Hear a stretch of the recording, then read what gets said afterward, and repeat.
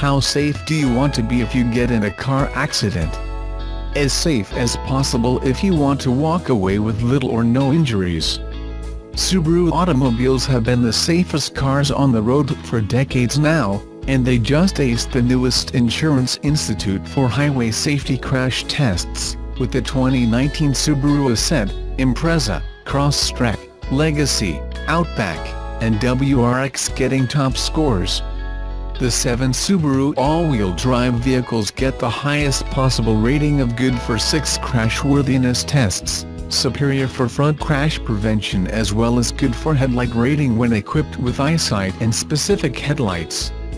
The all-new 2019 Forester has been awarded as 2019 Top Safety Pick, with the highest possible rating of good for 6 crashworthiness tests, and superior for front crash prevention. Subaru's win streak of top safety picks goes back over a decade. The Subaru Legacy sedan continues its streak as the longest-running midsize sedan with top safety ratings for an astounding 14th year in a row, while the Forester SUV extends its title as the longest-running top safety pick winner in the small SUV category with a record 13th win. Both impressive feats. How does Subaru do it? Subaru developed proprietary crash methods more than 10 years before new car assessment programs were ever developed. They began testing their microcar, the Subaru 300, in 1965. Pedestrian crash safety testing was also conducted by Subaru before it became an industry standard. The Japanese automaker has been fine-tuning their vehicle safety for almost 50 years, and Subaru is spending more on safety research now. Subaru touts how they want to be the global leader in overall safety. They've been developing their eyesight driver assist safety system when it launched in 1999.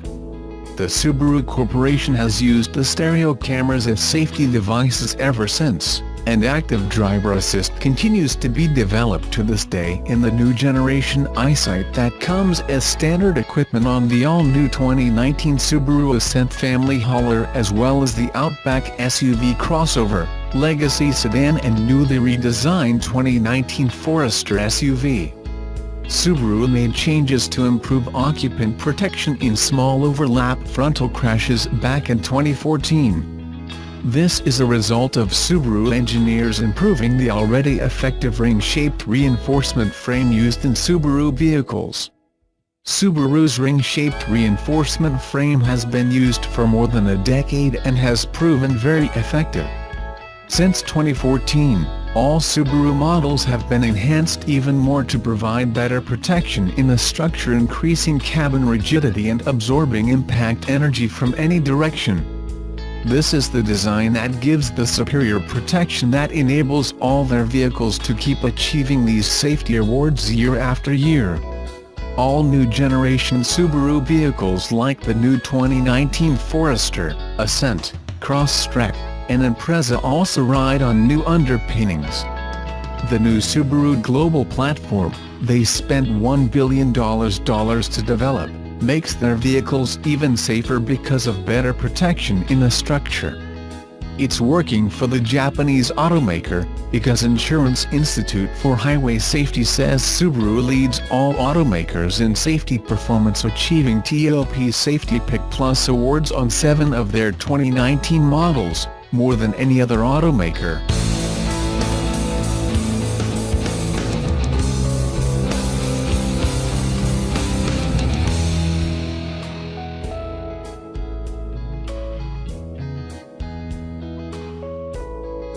Nissan's Halo car may be an angel ready for its wings, but it'll stay grounded for at least another year, and maybe more.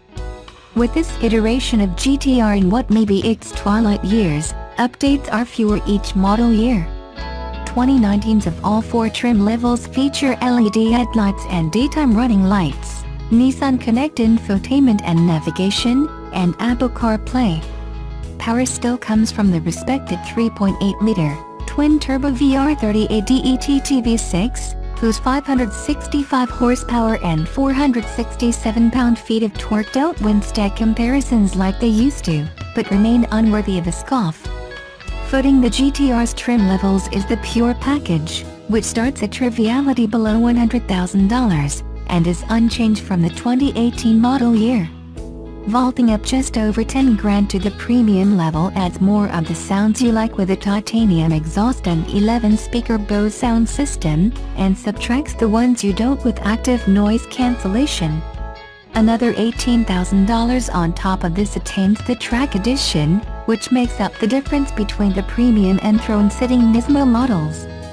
The GTR Nismo is good for 600 horsepower but also costs a head-scratching $175,540, placing it almost dead center between the more modern 2019 Porsche 911 Turbo and McLaren 570S.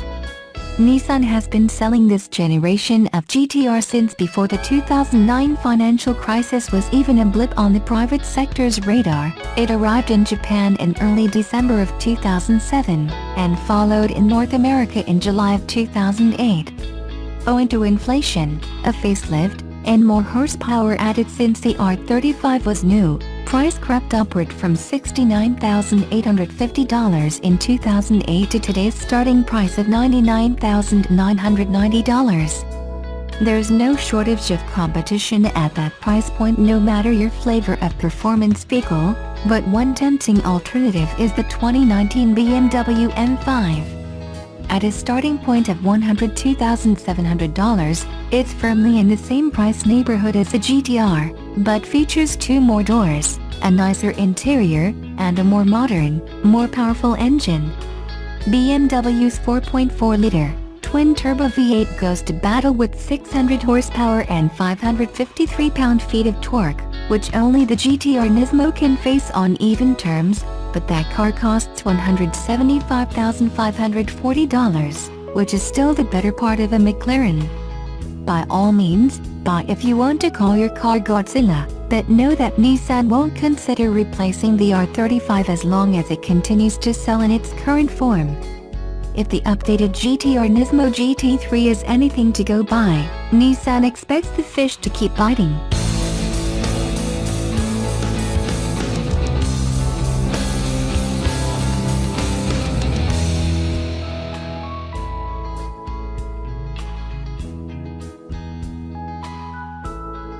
The 2019 model year marks the debut of the Subaru Forester's 5th official generation, and although things remain largely the same on the outside, under the skin is a toned-down commuter SUV with plenty of tech and comfort for any price point.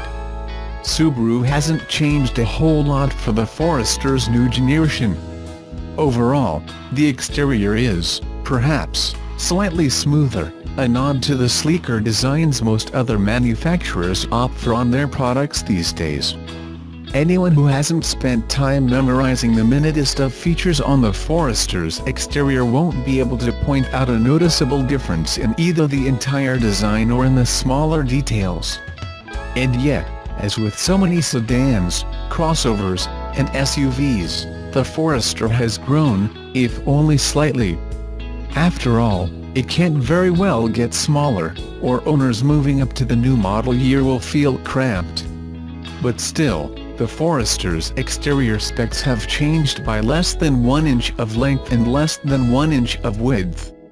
Aaron lets have a bit more bite, the grille's touchy designs ratchets up a notch, and the wheel choices have received an upgrade in their throwing star styling.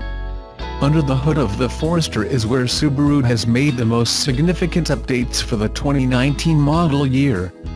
The Japanese manufacturer has, throughout its lineup, always tried to retain the rugged, authentic experience that their product naming suggests, as Outback, Forester, and Ascent have all come with manual transmissions because, presumably, their owners are more than willing to travel off the beaten path and explore a bit of creeping along dirt trails. Not so with the Subarus of the future.